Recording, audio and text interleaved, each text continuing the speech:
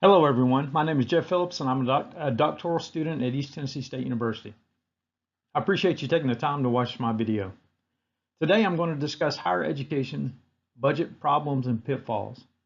This information is based on different things that I've learned throughout the semester and in the problems and pitfalls module. Due to the time constraints of this video, obviously I'm only going to be able to highlight some of the information, but I do include the references at the end of the presentation if you would like to know more. In this video, I plan to address the top challenges and opportunities you face as a budget manager, the top challenges budget managers face in general, and the best ways to find solutions for these challenges. With that, let's get started. During the third week of our class, we discussed the purpose of the budget process, and I think this is a very good place to reinforce some of those concepts. The first purpose of the budget process is to show how we put our strategy into operation. This process enacts our mission, vision, and strategic priorities. Next, the budget process is how we allocate our limited resources. As you may recall, there are multiple streams of revenue in higher education, and this results in the requirement to develop and manage different types of budgets that include operating, capital, auxiliary, and special funds. This is our process for distinguishing between wants and needs, and then prioritizing the needs with regard to immediacy and impact. The budget process provides incentives to our employees, departments, and other stakeholders. How we execute our budget guides behavior and can lead to good fiscal stewardship, or just the opposite. Our budget process also gives control to our leadership teams within the departments. There are multiple types of budget models that work well in higher education, and we've discussed a few. They include incremental, zero-based, activity-based, responsibility center, centralized, and performance-based. Whatever type of budget model your institution uses, the goal should be to provide the framework for fiscal control. Finally, our budget process communicates to our stakeholders. What we spend our funds on shows what we value as a higher educational institution. Based on these factors, it's easy to understand the importance of the budget process. If you aren't yet convinced that the budget process is important, I'll offer a little bit more. Putting the business strategy into operation may seem a little vague, but it really doesn't have to be. Quite simply, our university's mission, vision, and strategic priorities tell us where and when to spend our funding. Allocating resources is simply knowing and showing the difference in what you want and need. Providing incentives is about culture and good fiscal stewardship. We don't want to encourage our departments to waste money at the end of the budget cycle. Additionally, we need to constantly look for ways of conducting business and handling risk and contingencies.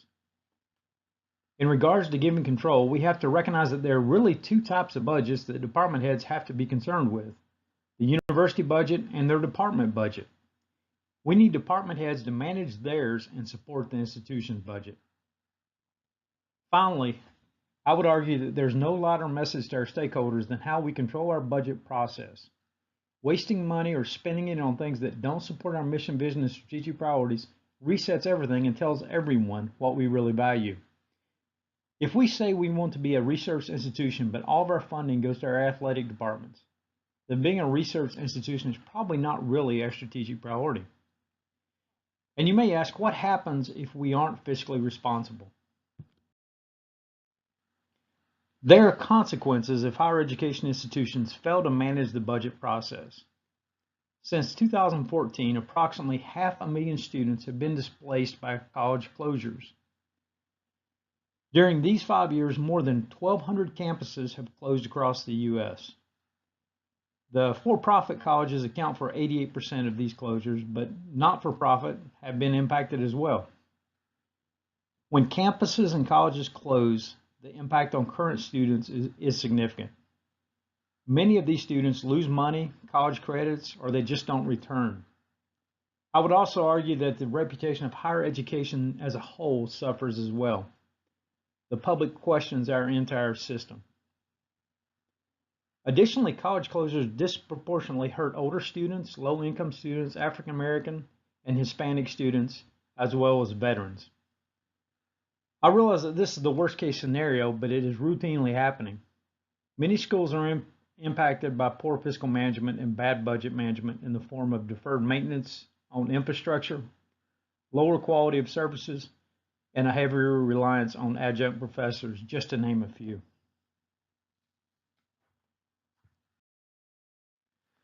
There are budget opportunities to make improvements in the process, and here I will name just a few. Breslowski introduced the ideas of automation, part-time laborers, outsourcing, consolidation, and even closure as business opportunities.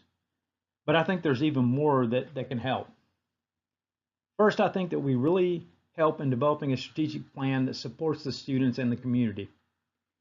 Once we know how the institution can have the greatest impact on the stakeholders that we support, we need to tie the budget to that strategic plan.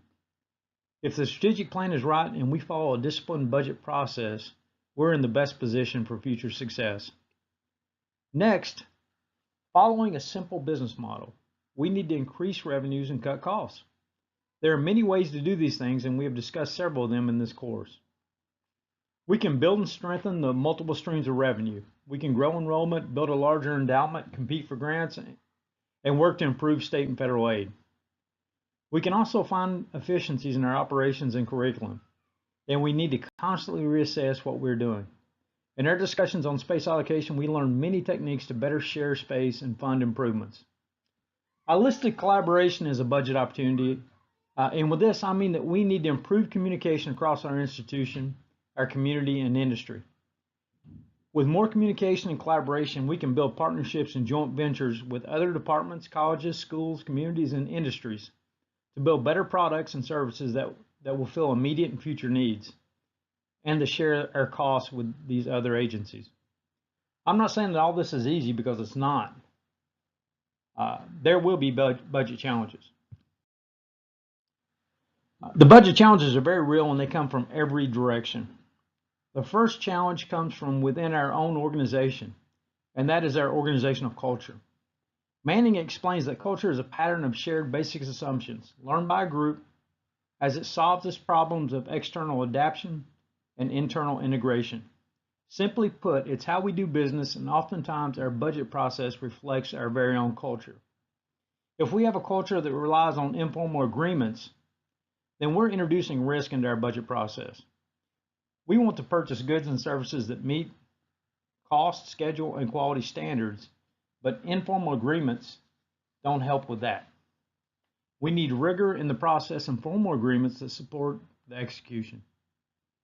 A culture that supports overestimating revenue is also a problem.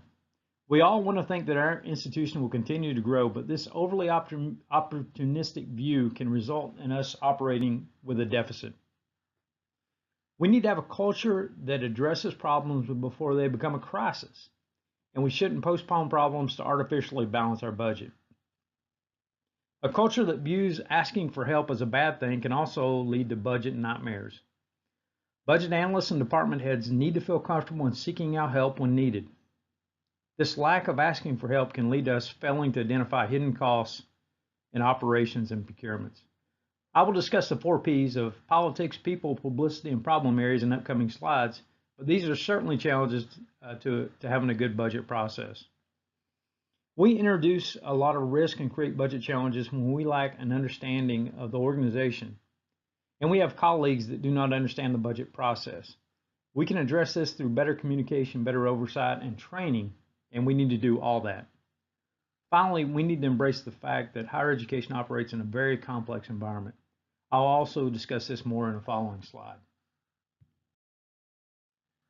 I think that it's worth discussing the 4 P's of politics, people, publicity, and problem areas in a little more detail because of how much they impact the budget process.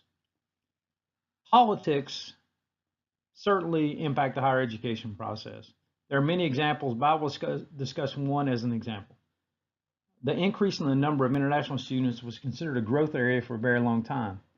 However, President Trump's travel ban and visa restrictions have made it more difficult for some foreign students and scholars to travel to the United States. Starting in 2016, the number of international students started to decline. People also impact the higher education budget process. Recent polls found that more than 60% of respondents thought that higher education was heading in the wrong direction, and only a quarter of those thought higher education was fine the way it was. Basically, the public's concerns or even a loss of trust in higher education can have very negative impacts on us. The third P is publicity, and that can really challenge the budget. We don't need to look any further than the current headlines covering the recent admission scandal. As this situation continues to develop, the story seems to keep getting uglier. California is already looking for ways to mitigate this in the future, and other states will likely follow suit. The hiring of new coaches and personnel to provide additional oversight will come with a price tag that we'll have to account for. The last P is problem areas, and we've discussed numerous examples in this class to include infrastructure, space allocation, deferring maintenance. We heard Dr. Garner talk about the reduced state support following the 2008 recession. We constantly see how increasing tuition rates is receiving a very negative coverage in the press. And finally, we often hear of safety concerns. While these things seem challenging enough, one of the biggest challenges to the higher education budgeting process is the environment itself.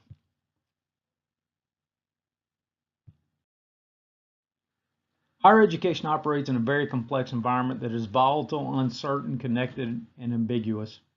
All actions create other counteractions. First, there's multiple stakeholders. Streams of revenue, expenditures, assets, resources, customers, competition, and expected levels of quality of services. Surveys suggest that much of the public questions the value of the service we provide. And due to increasing student debt and the students' poor prospects for employment, all that can be very challenging. Our revenue streams are unpredictable. State dollars from appropriations, grants and contracts, federal funds from grants, loans and work study programs, local appropriation, auxiliary services, and tuition revenue all change on a constant basis. And finally, by the very nature of how we operate, higher education does not make decisions based purely on profit or return on investment. We offer services in the form of classes and majors that we know will lose money, but we do it because it's what our stakeholders need or expect. While all this sounds very daunting, there are things that we can do to find solutions to these very real problems. The solutions to these challenges are rather simple to list, but very deliberate and hard to execute. As I mentioned before, we have to follow our institution's strategic plan and have the discipline to only pay for things that support the plan. We'll be tempted to chase shiny objects in the forms of stadiums, parking garages, online programs, and satellite campuses, but we can only do these things if they support our strategic plan. Next, we have to improve communication and transparency of the budget process. We have to gain a better understanding of our organization. We need to make sure that we have a culture that aligns with our budgeting process. We have to have processes that identify problems early and can develop plans to mitigate that risk. And of course, we need to maintain a contingency fund. Finally, we have to conduct routine and regular budget reviews. We already know that we have a complex process in a very scary environment with colleagues that don't seem to see the big picture. We have to execute a process that considers these challenges and makes the process as simple as we can. There are references that I use for this analysis, and you can find more information on the topics if you care to click on the links. I tried to consolidate several weeks of information into a short video, so I fully realize my assessment is not all-inclusive, but I think it may help you to better understand the higher education budget pitfalls and problems. Thanks again for watching my video, and have a great day.